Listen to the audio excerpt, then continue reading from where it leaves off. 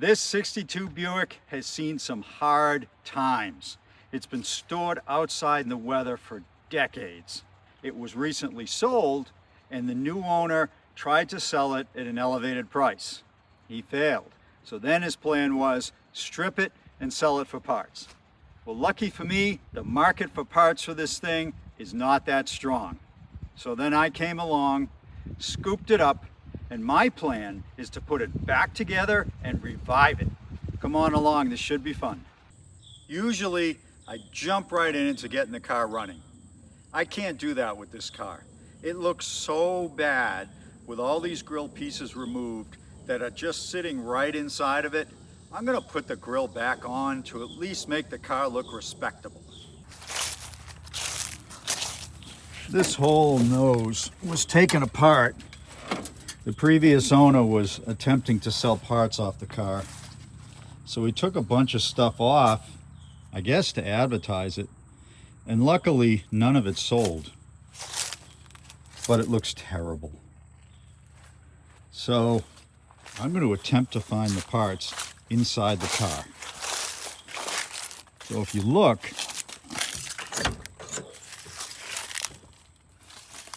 there's the cowl piece, the grill, headlight buckets. Probably the biggest challenge is finding the screws and bolts that hold all this together. So let's start getting some of this stuff out of here. Here we have headlight, a ring. These rings are super important. They're 1 year only Buick, and if you don't have them, you're not putting this thing together fully. That's a T3 right there. That's cool. The all-important grill, which is super heavy. Probably not going to be able to get this out with one hand. And another headlight bucket. So let me get this stuff out and put it in place and see what we've got to work with. So far, I haven't found much in the way of bolts, unfortunately. I did find these 4 screws, and I'm wondering if they're what holds this in. They might be, perhaps. So I'm going to give that a shot first. Those aren't the screws, but at least I've got it held up into place. They're probably the screws for this. But the grill takes some pretty specific nuts, and these headlight buckets take some pretty specific screws. So I'm on a quest to find them somewhere in this car.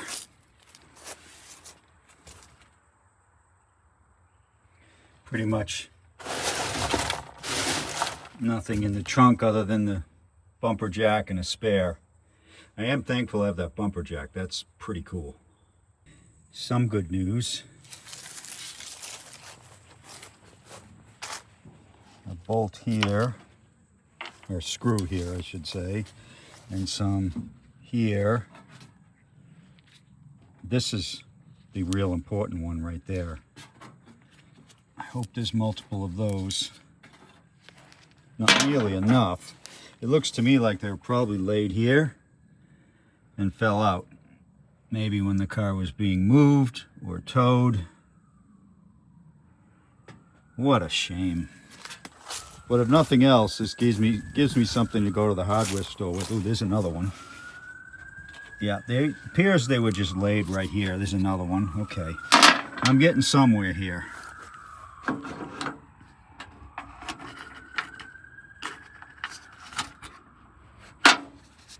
I don't need every single one to put it together, but I need a bunch. Oh, look, there's more.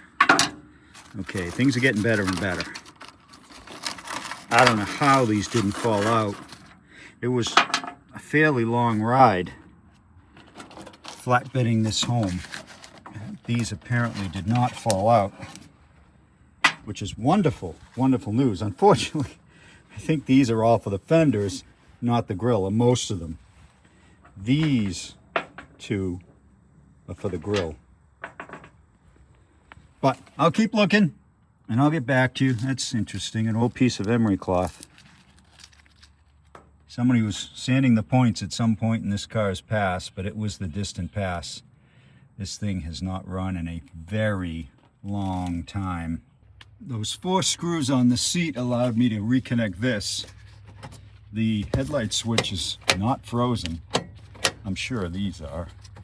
Yeah, but the headlight switch is not, so that's good. But my efforts to find screws for the headlights has turned up nothing so far. I'm afraid that all of those are gone. I keep this magnetic bin of screws separate from everything else around for a reason. It's General Motors trim screws, and I suspect some of these will be the same as the headlight retainers. This entire ring is held on with 2 screws, one of which was still in it, so I can match this up to others, and I think I matched it up right here with one, so I'm going to give that a try. Yeah, that worked. It's looking so much better already. Might not look like much, but through my screw collection, that's totally hung now, and this is hung. It really looks a lot better. The interior is still very, very rough, but having those parts hang there is just crazy. I think the radio knobs and controls are in here, so I'm going to attempt to find those. But look at how the front came out. Look at how much better that is than it looked.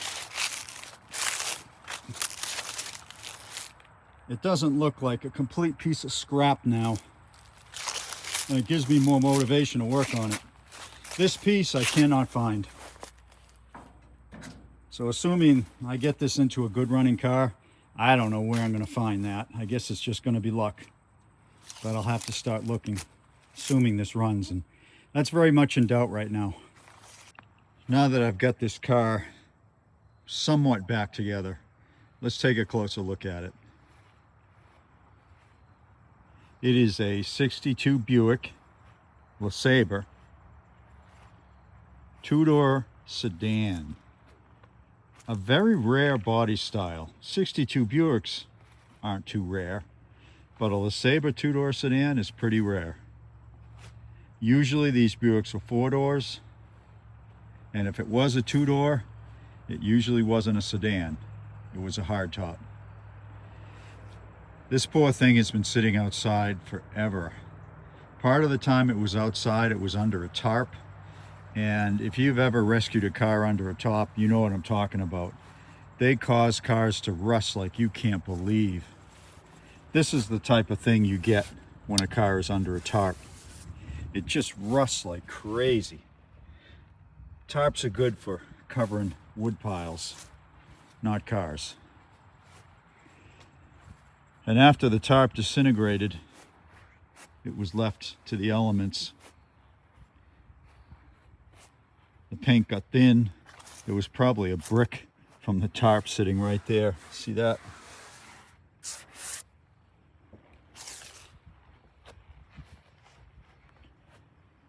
It's not beyond saving. It really isn't, particularly being a 2-door sedan. But it needs help, and it needs assistance right away. All of these patches here, I applied. These are all holes in the hood from rust. Again, that's the type of thing that a tarp will do. The radiator's in here, a lot of the trim.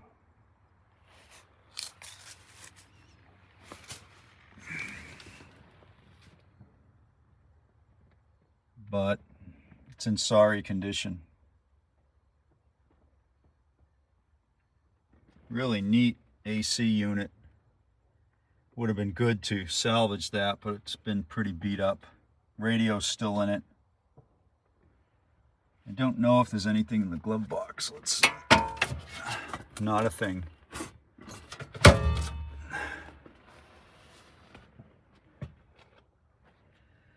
$22,559 on the mileage. No doubt 122, maybe 222. Who knows? Who knows? This has a nailhead Buick in it, a 401, which is neat to have. So that's what we're working with. The frame is good. the floors are not so great. But I think if I can get this running, it has some value. It's worth saving. 1 year only, front and back look. Being that it looks nothing like a 63 and nothing like a 61. Because the generator was in the way, somebody didn't take out number 1 plug when they pulled all these others, so I just pulled it.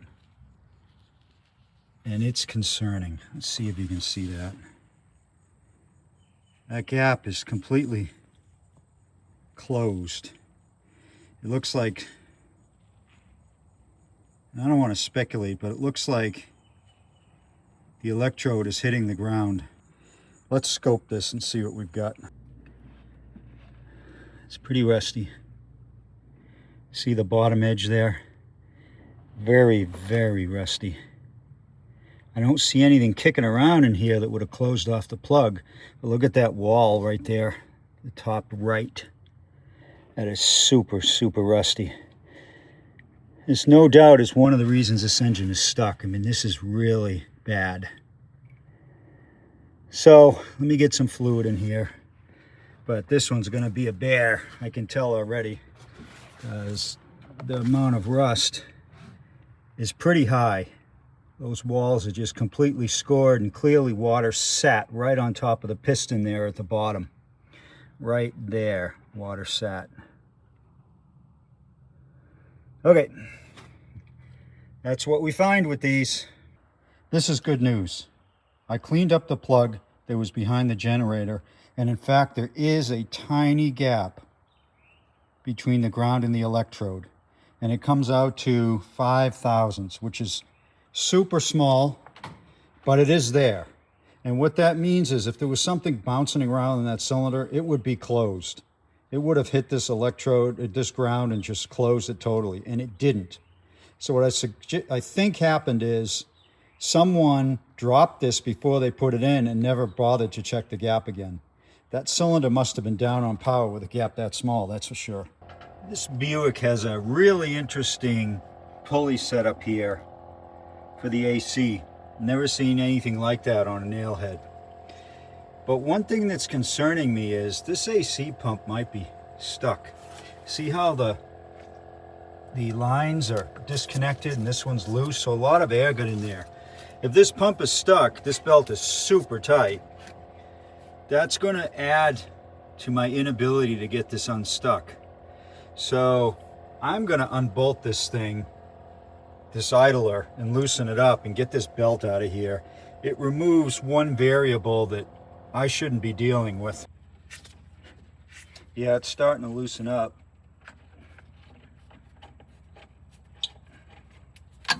Yep. All right, let's get this belt off and see if this AC, no, the AC pump is not frozen. Boy, I was hoping it was, because that would have helped me out quite a bit, but it's not. Oh well, nothing ventured, nothing gained. So I'm back to trying to get the crank to move. I'm going to try it with a socket, and then I'm going to move on to other means. So I've got a nice breaker bar in here, and I've got this cheater pipe, which should give me all the leverage I need. If I can't break it free like this, I'll probably snap off the bolt on the crank. But one of the problems is I have to kind of hold this all together with one hand and push on the other. And it's not budging. I mean, not at all.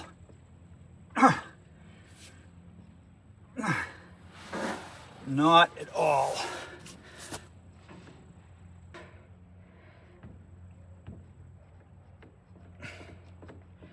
I'll try going the other way, but I think that's just going to loosen the bolt.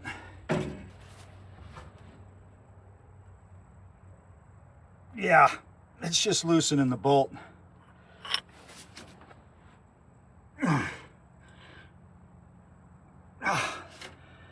So I'm going to do something I really don't like to do. I'm going to put a battery in this thing, hook the trigger up, and see if I can get the starter to help me out. This thing has likely been stuck for decades, and doing it this way just isn't working. This engine has had mystery oil in it for months. It was put in long before I got it. Every cylinder but one on this side, which has been now, I took care of, and it's been there for a couple of weeks. So it's not for lack of lubrication. So I'm gonna take this old battery out, put a new one in, and see what happens. Boy, this battery has been in here a long time. These things are not going to free up easily. This one doesn't even look like it's tight as far as the nut's concerned, but it's still frozen on there. So I'll get this out and I'll get right back to you. So I put the battery in and I was going to get underneath to hook the trigger to the starter, and I noticed this. Purple on these old Buicks usually means the trigger for the starter. So I think if I pull this apart, I'm just going to need to hook my trigger up there, which would be awesome because I don't feel like getting under this if I don't have to. Let's try that out. So I've got the trigger hooked up, but before we try it, I have to do the touch test, and that is to make sure there's no shorts in this wiring harness. So I'm just going to touch the negative cable. I'm not feeling any spark, so there's no real draw there. So I think we're good. That's a nice brass connector there. A Whittaker cable. I wonder if that's original. Who knows? And look at that, the light's on. So this is probably going to work. Let's just try it without me pushing. Now again, caution must be exercised here because you can break stuff. Yeah, this is going to work. I don't know if it's going to work for getting it unseized, but it's going to work to help me out. So that's next. So this is pretty important. If this doesn't work, not sure what I'm going to do other than take the engine apart, which I'd rather not do, but I will if I have to. Ow. I will if I have to. All right, so I'm pressing good and hard on this. Nothing.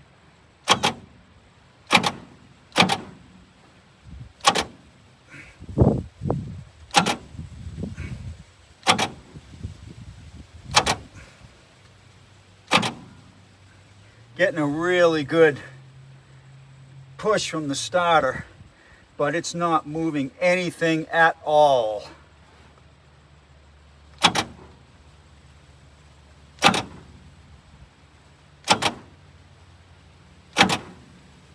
Oh man, it's crazy.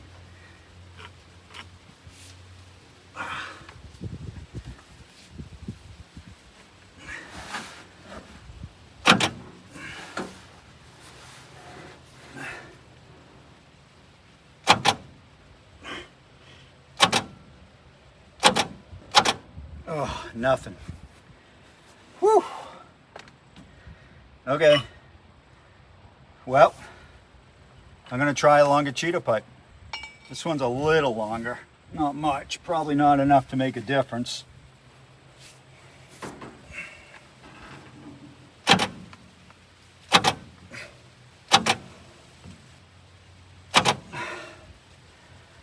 Okay. I'm going to pull these valve covers. I probably should have already, but I have no reason to believe we've got problems here. It looks good from here, but I need to pull them to be sure. So I'm going to give that a try next, and I'll let you know what it looks like inside of here.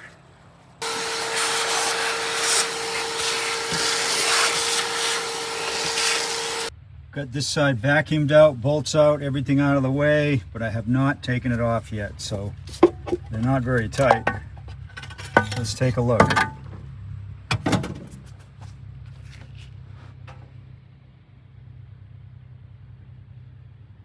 Not bad. Not bad at all, but the only thing I see that's concerning is this. Right, that's quite a bit of sludge and it's milky. That's a bit of a concern. So some moisture get in here. Whether it was flat out water or not, I don't know, but that's a lot of sludge. And it's only in the bottom, which of course, the sludge is going to build up down here first. The reason is everything drips there and it drips backwards to here. So it's going to build up there first. So I'm not panicking about that. The key will be pull this rocker shaft out and see if I have stuck valves. And maybe this is a stuck valve issue. I certainly hope so, but I don't think so. It just doesn't feel like it. There's no give at all in this engine. There's only 2 bolts to get these valve covers off. These nail heads are just so simple to work on. Let's see what we have under here. More of the same. Almost a carbon copy. Everything looks okay except this sludge, and the other side's worse. That's a piece of valve cover gasket, so don't sweat that. The other side's worse for sludge. But again, you're going to have sludge in old engines for sure. The only concern with this sludge, it's got a milky color. So there was a presence of moisture. But this rocker shaft has to come off next, and then I'm going to test the valves. So this is interesting and a bit of a concern. Usually when you loosen up these bolts on a rocker shaft, the rocker shaft starts to rise, and that's because some of these valves are under tension, because the camshaft is at a point where it was pushing the valves down. This hasn't moved, this rocker shaft.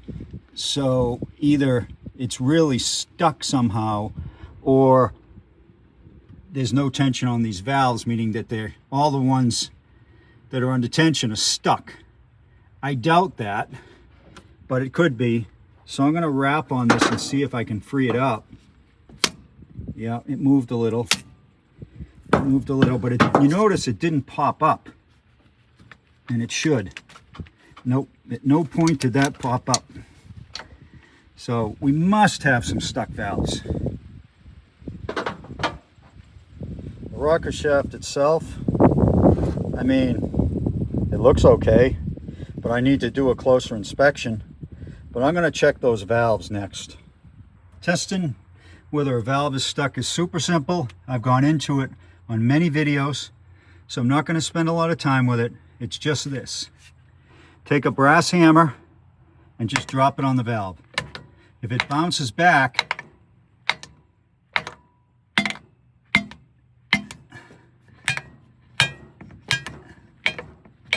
then the valve's not stuck. This one is stuck for sure. See how there's no bounce to that? It just falls on it. You gotta obviously hit the stem of the valve. If you hit the spring, of course it'll bounce. Compared to this one, see that? Sounds very different, and it bounces. That one's stuck. That one's not. That one's stuck. That's stuck. That's a real good one. Hear that? It's just like you're hitting the side of the head. This one, that one is not stuck. So we got 1, 2,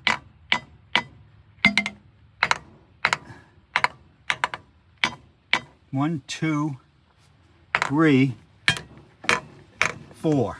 4 stuck. And it looks like this is an exhaust valve, this is an exhaust valve, that's an intake valve, and this one is an intake valve. So no rhyme or reason there. So I've got to free those up. But I'm going to check the other side first.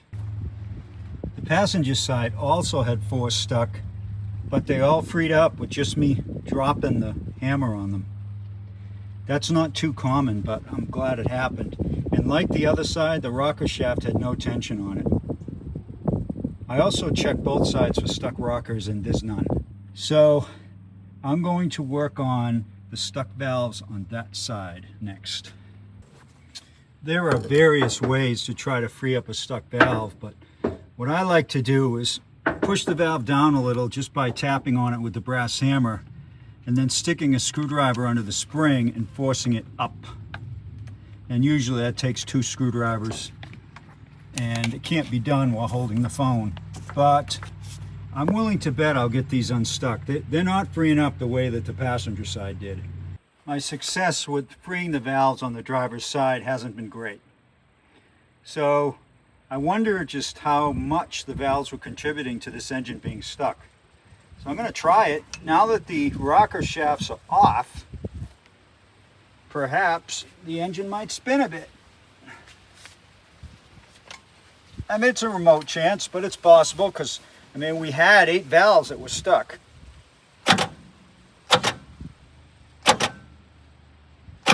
Oh, I thought I saw it move a micrometer.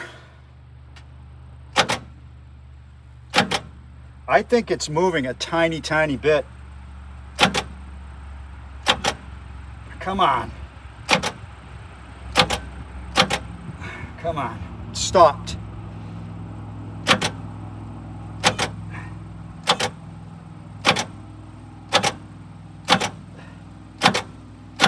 Okay. I'm going to get back to that and try it again. It moved the tiniest, tiniest amount. So how about if we go back this way and see if it moves back that amount.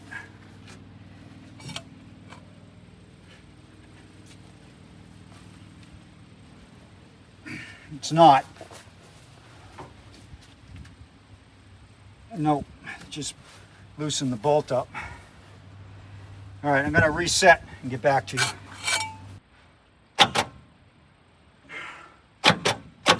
I'm really got a lot of tension on it. Great grip.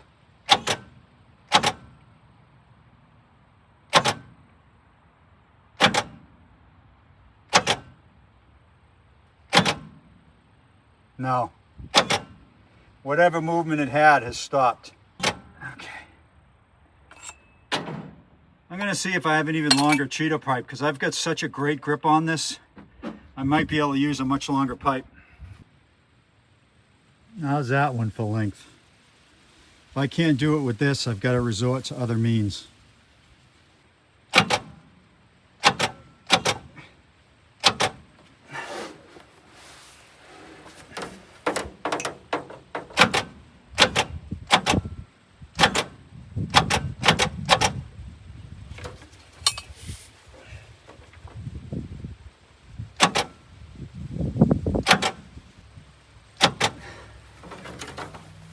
That's just not going to work. It's time for some unorthodox measures. So here's what I've got. I got a real good grip with the plumber's wrench.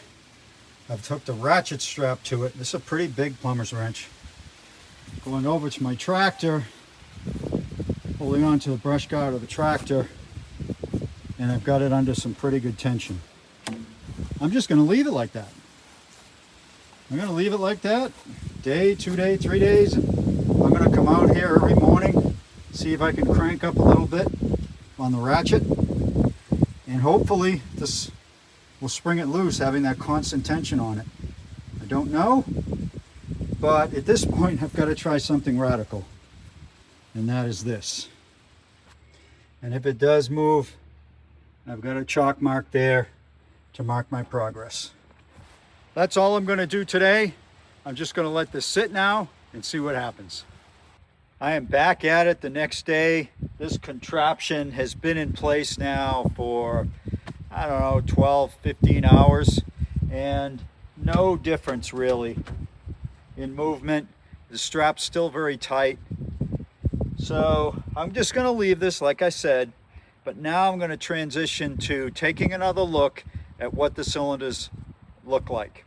When I looked at them before, I just got in the car and you couldn't tell a lot because the previous owner had put mystery oil in it and you couldn't tell much. So I'm going to take another look now, see if any of that oil has drained through and check what the pistons are like. If the cylinder walls are real bad, the heads are probably going to have to come off.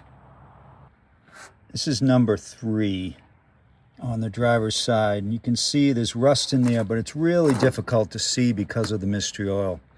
It just makes it very tough to see what's going on there. So you always want to scope it before the oil's in there, which I can't do because the oil was already in here when I got the car.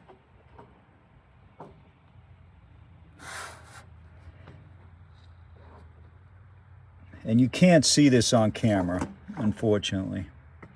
But from what I can see, there's definitely rust on the cylinder walls, but it's not horrible. It wouldn't lead me to believe that this engine is so stuck. So using the scope didn't add a lot of value, but I thought I'd try it anyway. You can see how difficult it is to see the condition of those cylinders.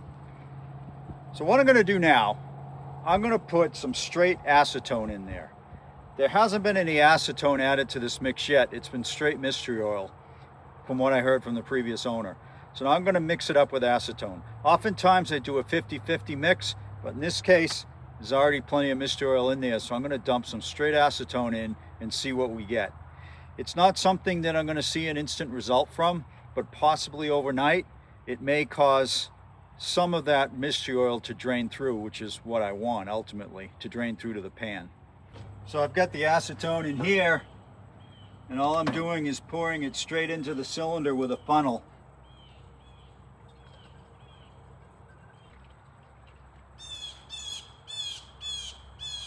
And admittedly, I'm putting quite a bit in each one, because I want to make sure that the entire piston, top to bottom, is covered.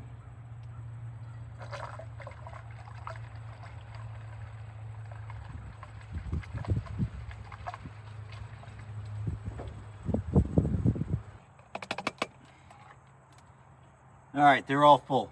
Now what I'm hoping is that I see it drip down. They're right up, some of them are right up to the top.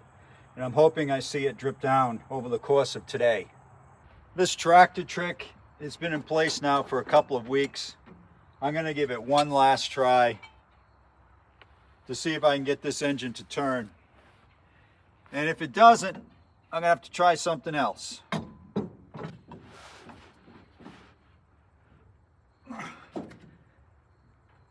I've got incredible leverage here, and it just won't budge. So this just isn't going to work.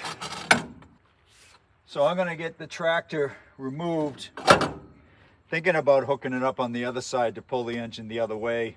Maybe I'll do that. This might be even tricky to undo. It's been on there so long. But let's see.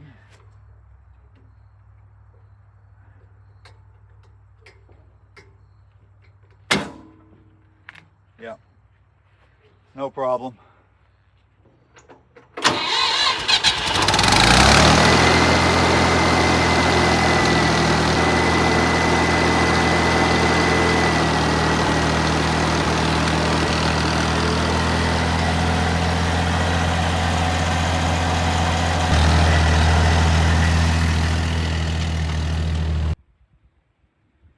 I did decide to hook the tractor up to try to pull the engine the other way. I have a real good grip on the wrench, and I'm nice and high on the wrench, so I'm getting tremendous leverage right now with that setup.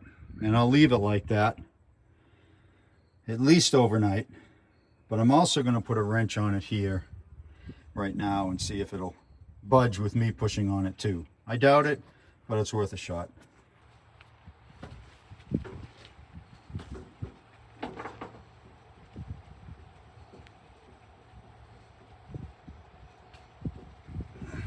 No go. This thing is like it's welded together.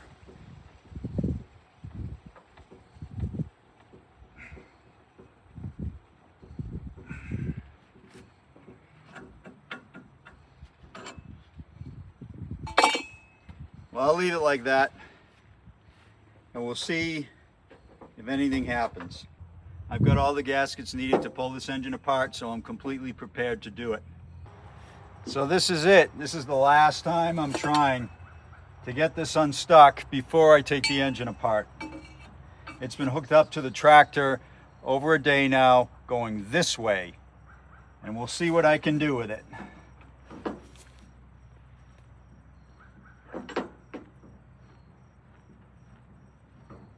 Oh.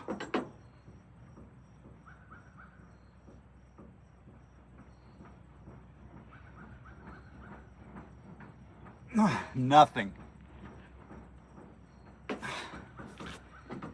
Wow, this engine is jammed. Whew. Terribly jammed. All right, that's it for the tractor stuff. We're taking this engine apart. On these Buick nail heads, it's fairly straightforward to get the heads off. You just remove the intake here, which is very simple compared to many other engines. Take the exhaust manifolds off. Again, the bolts are all easy to get to. And then pull the heads. But before I start, I gotta get this air conditioner unit out of the way. It doesn't look too tough, honestly. It must be aftermarket. And it's kind of barely bolted on there from what I can tell, but maybe I just don't see all the bolts. But the hoses are already disconnected, so that's half the battle. Forget what I said about that AC not being mounted well. It was mounted all over the place. Here, 4 here, 2 there, 1 here, which I didn't take out because it's going to snap. So it was a really well installed unit. And these pulleys and brackets and stuff must be fairly rare for a nail head, so I'm going to be holding on to those. They will not be going back in the car though. This upper hose has been on there a long time, and there's a really old thermostat in there. All this is coming off too. This water passage here, when you pull the heads, needs to also come out. All right, time to take the water outlet off, also known as the crossover. As far as I know, it's just 4 bolts, and it presses into a grommet or a gasket below. Yeah. Yep, so how's that for an oddity? You'll only see that on nail heads. That is some pretty cool engineering right there. And it's got a grommet that it just fits right inside, right there. Easy peasy, but this is not good. Look at this. There is all kinds of rust in that water passage. This side's even worse. Before I take anything else off, this junk on the top of the engine needs to be vacuumed out. It is covered with rust and other stuff that's come through the holes in the hood year after year after year.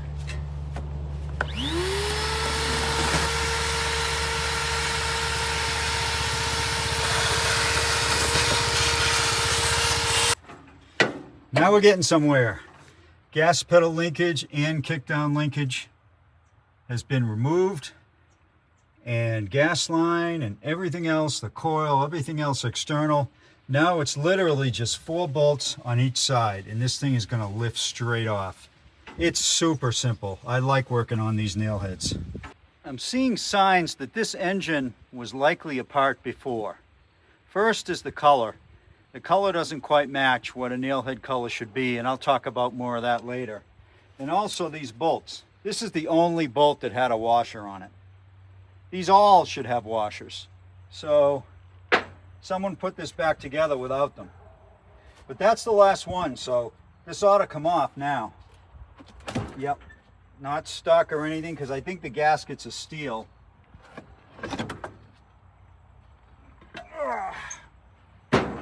That's off.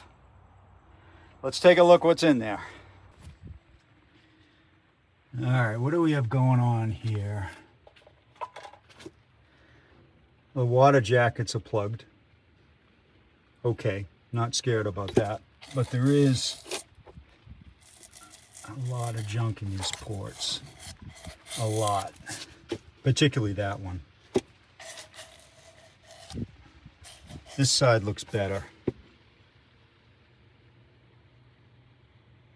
So perhaps this is going to be the problem area. 2 cylinders side by side. Those may be the tough ones. Other than that, just from looking at it here, I don't see anything too terrible. Yes, these coolant passages are stopped up pretty badly, but I kind of expected that. And I'll get those cleaned out. This is good that I took this off anyway.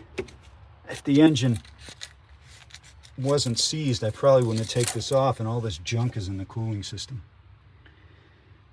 Okay, I'm going to clean this up under here, and then I'm going to start on the heads. This is the driver's side exhaust manifold, and all the bolts are loose except those two. For some reason, this one has a 1/2-inch head, and this one just will not budge. So I'm going to put some heat on them and see if I have good luck, because if those heads strip off, it's just going to be a hassle.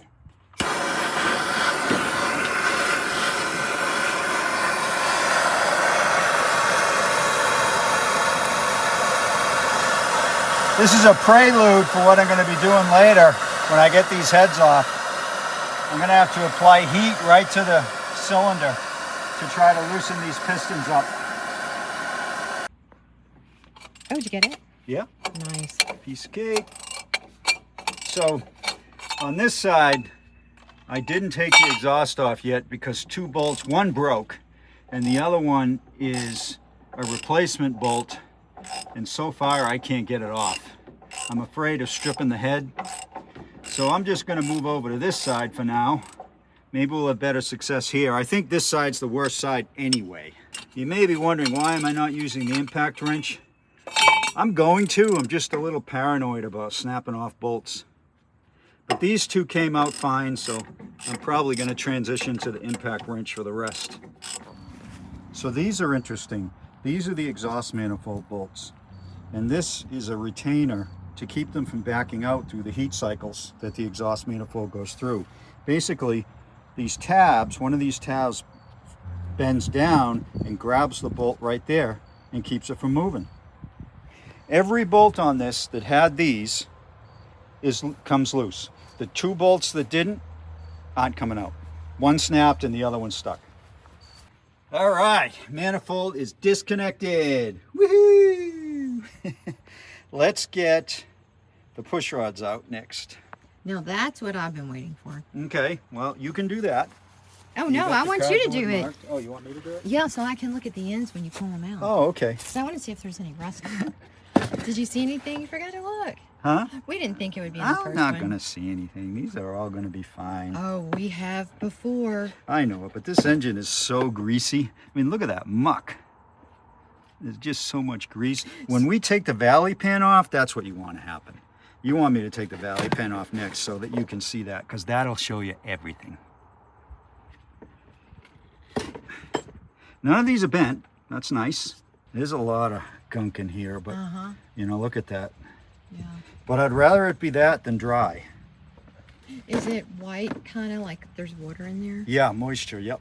Yep. I noticed that right. Do you see that, how that's turning white exactly. right there? Yeah. Look at that. And look at inside. It's all moisture. Yeah. Okay, I guess next is the head bolts. Woohoo! All right, I'm back. I had to attend to a barn fire, so I lost a few hours. So I'm running out of daylight, but I'm going to try to get this head off tonight, if at all possible. So all the bolts are loose. Let's see if I can pry the head up. Let me go over here. Yep. Out of your way. Oh, no problem at all. No problem at all. Beautiful. Ooh. Beautiful. All right, I'm going to step in here so I can lift this out. I have to be very easy with my right arm. Luckily, most of the force is going to be on the left arm. Reaching back here. And I have fashioned up a little grab strap here for the right side. Oh, okay. Yeah. Are you just going to lay it on top? I think that's a good question. Where do I want to lay this thing? I could lay it right here. I think that's a good idea. Okay, I can do that. All right.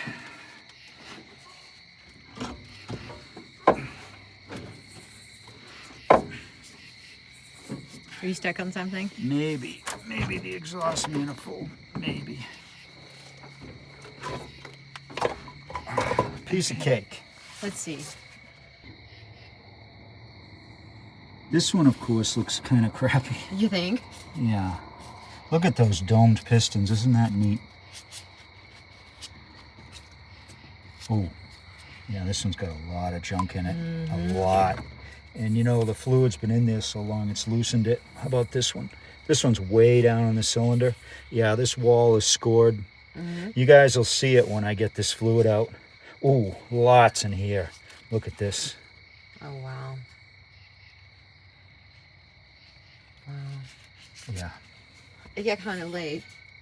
Do you want to tell them why it got so late? I did. You did? Okay. Yeah. Yep. Did you tell them about the trucks? No. Yeah, the part. barn fire.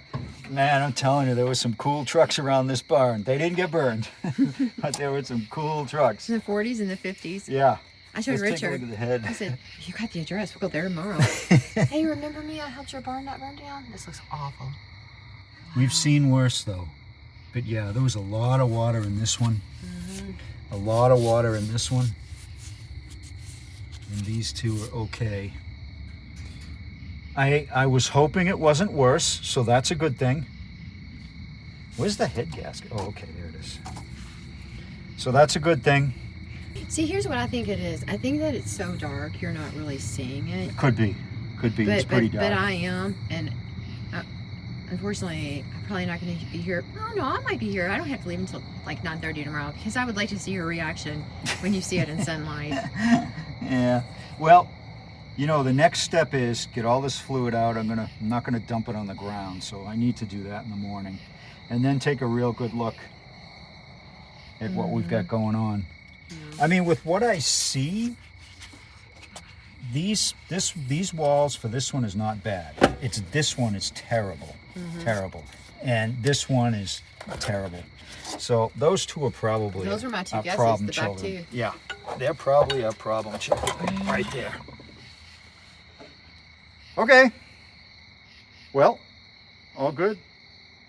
I wanted to get both heads off today, but you know, when you got a structure fire, you just got to go. Yeah. Our community department is so small, you just got to go. And it was probably a sign that we can go back and get those trucks. So. Yeah, maybe so. If you see a Willet run on a GMC and a Dodge in the future, you'll know. All right. Good night, all. Good night. Good morning. Back at it today. I have goals that must be met. I must get this other head off, the valley pan off, empty the cylinders of the oil, and inspect everything. It's got to be done today no matter what. So I'm going to jump right in, and I'll have you follow along. All the cool stuff, the important stuff, you'll see. Christina was real concerned last night about how this would all look in the daylight. And it really doesn't scare me. You know, this is obviously had water in it, but it really doesn't. This one's probably had water in it, but it really doesn't scare me too much. Now I do need to empty the fluid out of here, but if the other side is this good, I think we're going to be able to get this unseized. I just think it's probably some rust around the rings that have seized to the walls, and we'll be able to break that free, having access to the pistons themselves. But this head, it's not going to be quite as easy to get off, because someone put non-stock bolts in here, these two spots. The rest are loose and all stock. These two are not. This one snapped off, maybe it was crossed, and this is a smaller head. And I've got it loose, but boy, it's coming out hard, and I just don't want it to snap or strip. So I'm going to take it easy on that. And then a few more bolts, and this head should come out. And I'm real curious to see what it looks like. All the head bolts are out. Let's see if it'll come free as easily as the other side. And it does. Pops right off. Okay. So now I have to figure out how I'm going to get this out of here.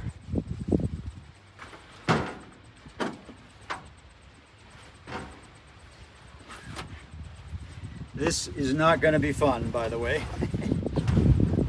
I'm sure a lot of you have been here. I'm thankful it's a nail head. The heads aren't as heavy as they could be.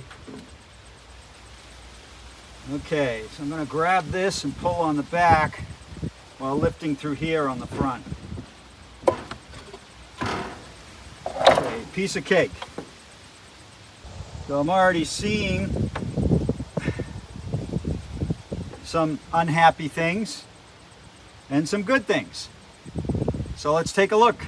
As far as the heads go, we've got some stuck valves right here, right here, right here, and maybe even that one. Wow, maybe even this one too. So for some reason, this side of the head has a lot of stuck valves. This head definitely needed to come off. This one is particularly concerning. You've got all kinds of rust there. This valve is in really bad shape. I'm gonna lap all these valves. I don't know if I can save that one. I hope so. Not like I have these kicking around doing nothing. And the cylinders, this cylinder is particularly bad. And it's from carbon more than anything. Right, you see how there's no oil in it? So the oil dripped through, but it's just loaded with carbon for whatever reason. This one, yeah, has quite a bit of junk in here. This one, oh boy, this one's really, really bad. This might be the worst one yet, number 2, driver's side. It might be the worst one yet. It's just loaded. And number 1 has quite a bit in it too. I don't want to spill all this stuff all over the ground, so I'm going to take some time and empty it out. But yeah, we've got our work cut out for us. I would say this side is at least as bad as the other side. So I'm going to get these heads down to the shop and start to work on them too after I clean out these cylinders. I've performed an initial evaluation of the heads. You know, I'm not too concerned. I think I can get these valves to return to normal with some lapping. It doesn't seem to be any real damage in here. We had some minor blocking in the coolant passages, but nothing to worry about. We had water sitting in here with valves open. This one in particular, this one was partially open. But my real concern is this one. Look at that. See this here? That's all very rough from rust. The rust is basically sat this high. I think this might be the piston that's at the top. I'll have to look, but the water sat that high that it ate away part of this area here, which I'm not worried about that. What I'm worried about is, did it get under the valve here, because this valve's open? Did it get in there? I really don't know, and I won't until the valve's out. I don't think so, but it may have. And if it did, a simple lap is not going to fix that. This head would need a valve job, which presents its own set of problems, but won't worry about that until we get into it. This one, on the other hand, is also stuck, but look at how nice and clean the seat is. No issues with that whatsoever. So this is the biggie here. Out of every valve in this head, this is the one I'm worried about. I'll do my best to save it. Not sure I'll be able to until I get it out. I'm also going to let some penetrant sit in these stuck valves, hopefully to help loosen up the guide while I clean out the cylinders, because I want to see what those cylinders look like next. I'm curious how much of this junk is rust versus carbon. So I've got a magnet here. Let's find out what it picks up.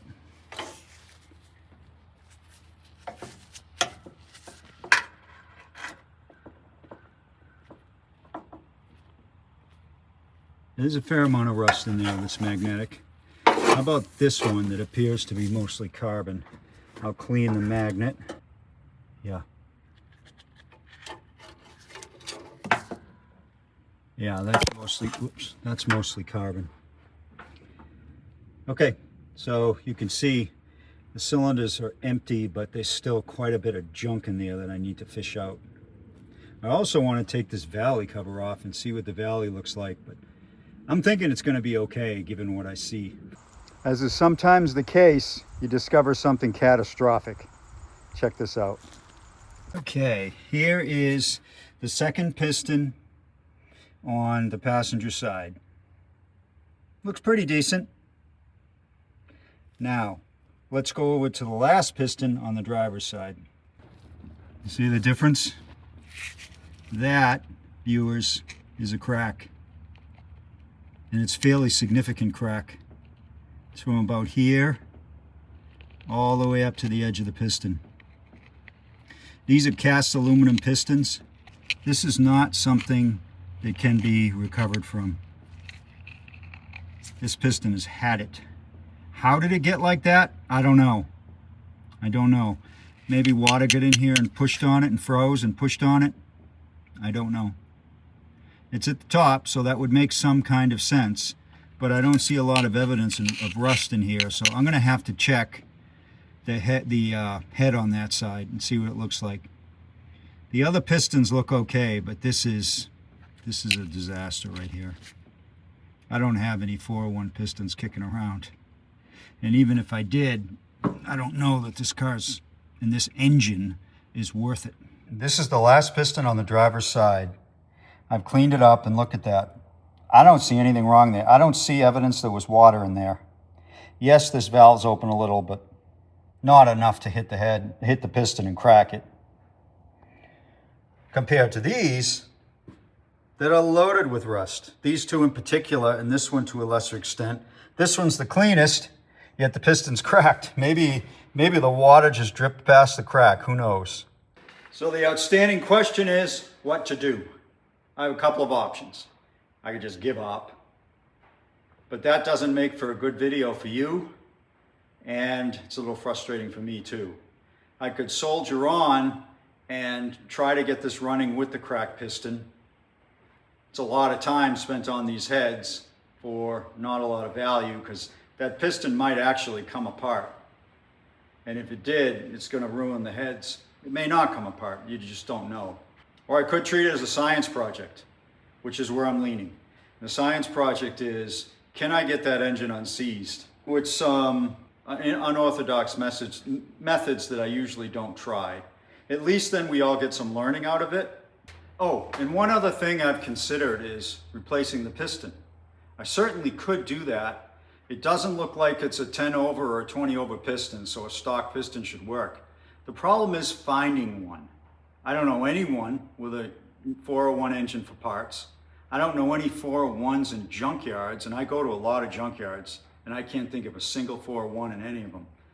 So finding the part is going to take a while, and not something I'd be able to accomplish in this video, certainly. Maybe one of you have a 401 piston laying around. But I have considered that, and it's, I'm mulling that in the back of my mind. So let's see if I can get any of these stuck valves to move. This has 4. This one, this one, this one, and this one. So because I have the luxury of the head being off, I can be a little more aggressive to push the valve down, but I can't go too far. If you squash the spring, then the spring loses its ability to rebound. So I push that one down a little. Let's see this one. Yeah, this one's really stuck. Really stuck. Like stuck so much that if I keep at it, I might break it. This one's fine, like I thought. I think this one will be fine. Yep, and this one's gonna be stuck. See the difference? Hear the difference? That one's stuck. That one's fine. Because the head is off, I have the luxury of going on the other side and tapping there. Now it may sound like I'm whacking away on this. I'm not. I'm really just dropping it. Because valves are sensitive. They're not super thick and they've got rust on them. So probably the integrity of the valve has been compromised. So I have to be very careful. So this is the valve that's badly stuck. I'm just going to try tapping on it. I do this with quite a bit of trepidation, because I don't want to break the valve. It really doesn't want to move.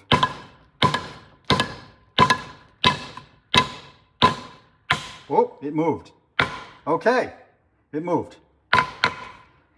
All right, let's flip this head back over and see if it in fact is truly free, or if it's still stuck. Okay, let's see. Yep, it's free. It's free. Beautiful. Well, that wasn't too tough. Okay, moving on to the next stuck one. All of the valves in the passenger side head are free. None of them were stuck. Over to the driver's side, this one is still sticking and that one is still sticking, but they're freeing up. I'm not concerned about those. This is still a big concern. This is barely moves. I can't force it. I must be careful. So what I'm going to do is I'm going to let them sit for a while in penetrating oil. If I don't get this engine unstuck, the issue of the cracked piston doesn't really matter. So I am going to try some things. First and foremost, the two middle pistons on this side have a very severe ridge of rust in the cylinder. I'm going to attempt to get that out with some oil and a hone. My hope is I can get close enough to the ridge to remove it with the hone, and if I can't, at least if I do get the engine moving a bit, I won't immediately hit more rust in the piston. Once I'm done with that honing operation, I'm going to take a torch to the walls of the cylinder, each one, and get them hot. And they may even catch fire a little bit from the oil, but that's okay. I want it to get hot. I need the thermal expansion from the cast iron versus the aluminum piston. And hopefully that tends to shock things free. I've got a fire extinguisher here, so I'm not worried about any fires or anything. I've got the wrench on the crank already. I've got my pipe ready. So once I get the cylinders hot, I can see if I can unfree it that way. So that's what we're going to do first and foremost. I have the cylinders nice and clean, so the hone isn't going to pick up any dirt. Neither of these pistons is very far down the cylinder, so unfortunately I can't get too deep, but that's not bad news either, because I suspect under the piston the cylinder walls are probably okay. I just don't know if this hone will work so close to the top. Yeah, it doesn't appear that it's going to work. Well, maybe. No. Nope. Ah, boy, and the hone just broke. Ah, man. Okay, shelve that idea. Instead of a hone, I'm going to use 400 grit sandpaper. I know, sandpaper's not the best thing to use, but it's really not going to hurt. These walls are pretty bad. It's unfortunate I broke that hone, but it obviously was getting ready to break. So I'm just going around the perimeter of the exposed portion of the cylinder to try to remove that ring of rust. And it should remove pretty quickly. Yeah, and it is. It's taking it off nicely. So I'm going to do this for a bit on those two middle pistons and I'll get back to you. So the wind's kicking up a bit, so I'll keep my talking to a minimum. By the way, sanding these cylinders, I'm not providing instructions here. I'm just doing things that has worked for me in the past. So don't take it as this is how you do it. Just take it as that's what he did and it worked. And this might not work.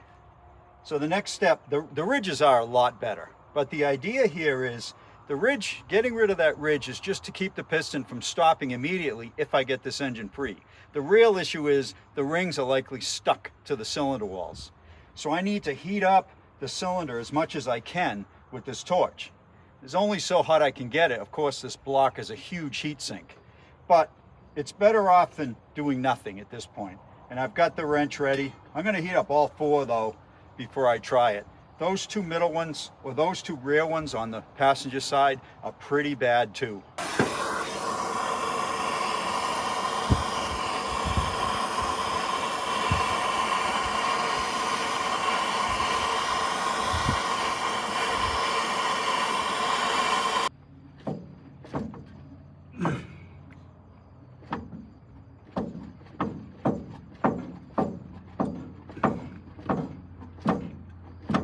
Have you tried wood? Not yet. But so far, my thermal trick isn't working.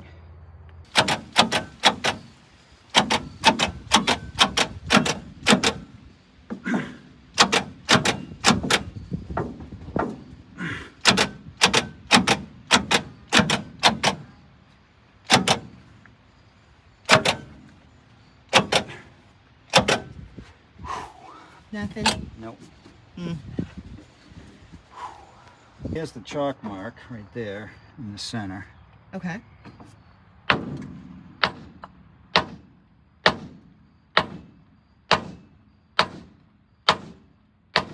you want to take the extra weight off of it?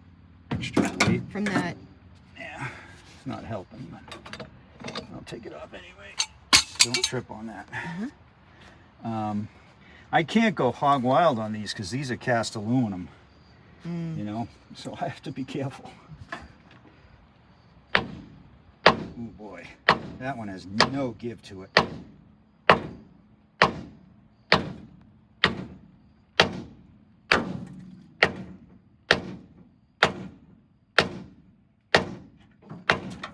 No movement? None, I'm sorry. I was hoping that it would. Me too. We'll try this one. Okay.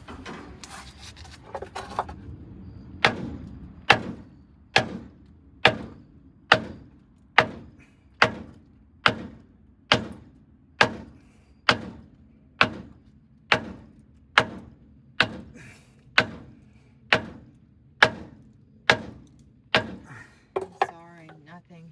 This may be one that there's just something going on we don't see and it's not going to come undone. Let me try this piston that's at the top.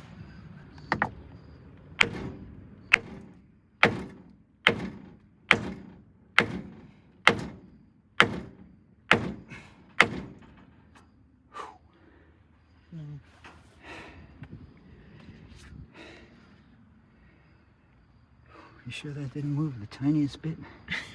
I was watching there, and no. I was recording it, so no. The light's going down, so it's a little dark and foggy here, so. Yeah, it's been a long day. Yeah, I bet. Okay, just watch out for splinters. Okay.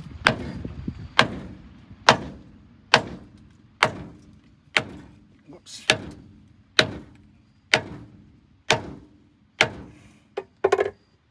Whew. Time to rethink and regroup.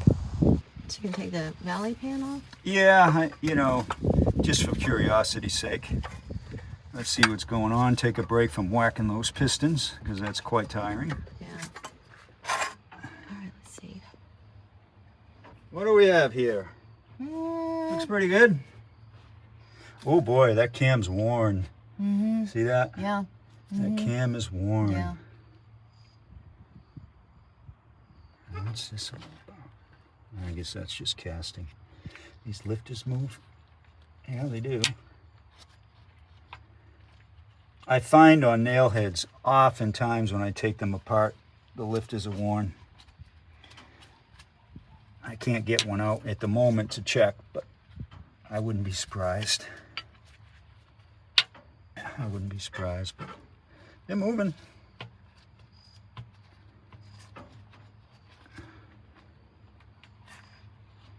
So what is that gunky stuff right there? That's sludge. I thought it looked like That's the same sludge, stuff that see? was on top. Yep, Yeah. that's deep sludge. Yeah. But you gotta expect this thing is well over 100,000 on it. I'm running out of wood.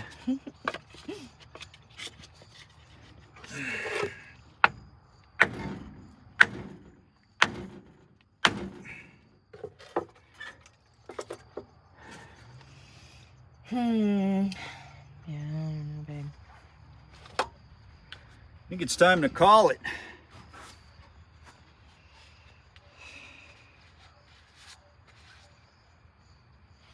Time of death. Huh? Time of death. Given it's already got a cracked piston, it's not like the engine will be too useful anyway, but Well, given that you're working with an injury that you really don't. No, okay, I know, but it's serious. Gonna try the starter one more time? well, you know. I know. One more time with you is never one more time. If you wake up in the middle of the night and you hear a clicking noise, it's me out here. Remember, Bartra Riera out of the blue, it just became unseized, and that was stuck like this. This has a nice healthy starter in it. But there's just nothing at all. Let me try the wrench one more time, and then we're gonna call it. I just can't imagine that if that hammering didn't do it, that another time on the wrench would do it. Nope, I agree with you. But you know me. Do you want me to do the clicker while you push with 2 hands? Yeah, sure. Here. Let me know when you're ready. I will.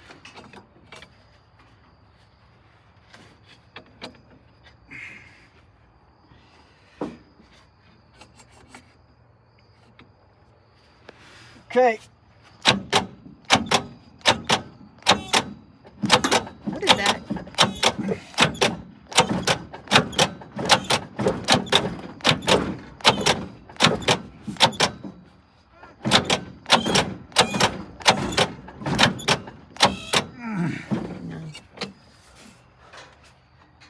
Well, you can tell the passenger side motor mount's broken. Yeah, I noticed that immediately. Yeah. Ah, man, this was such a cool car, too. Wonder what it would take to put a Buick 350 in this thing. Probably more trouble than it's worth.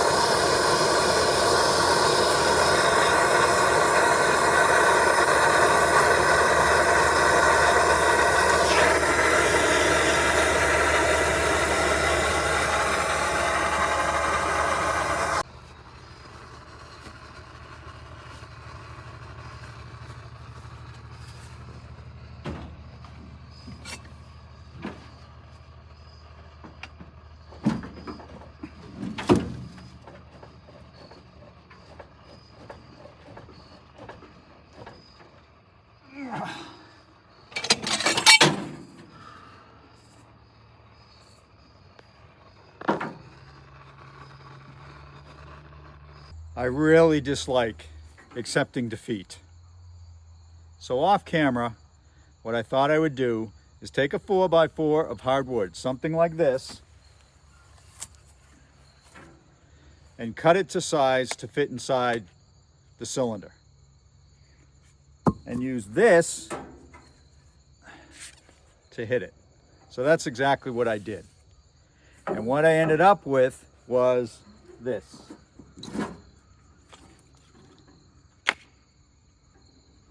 The engine's just not coming apart. So what do I do at this point? I've got a few choices. Sell it as is, kind of the way I'm leaning. Pull the engine, rebuild it. Find an engine, probably unlikely. Swap a different engine in it, like a Buick 350 and a turbo 350. Cool idea, a lot of work, but cool idea. Or part it out. Hold it onto it and part it out. Not really sure what option I'm gonna do. I'm kind of sick of looking at this thing right now. So what do you think? Put it in the comments below. Whatever the future holds for this car, time will tell. I want to thank you all for making it this far in the video and for your support. Without your support, this channel would not be what it is today. I'd super appreciate it if you haven't subscribed, if you would. A lot of times we're watching from our TV and such, and it's not so easy to subscribe that way. But if you could just jump to your PC or your phone and subscribe, that helps us out a lot. So again, thank you so much for watching and your support. Check us out on Facebook at What the Rust. We'd really love to see you there. And until we meet again, have a great day.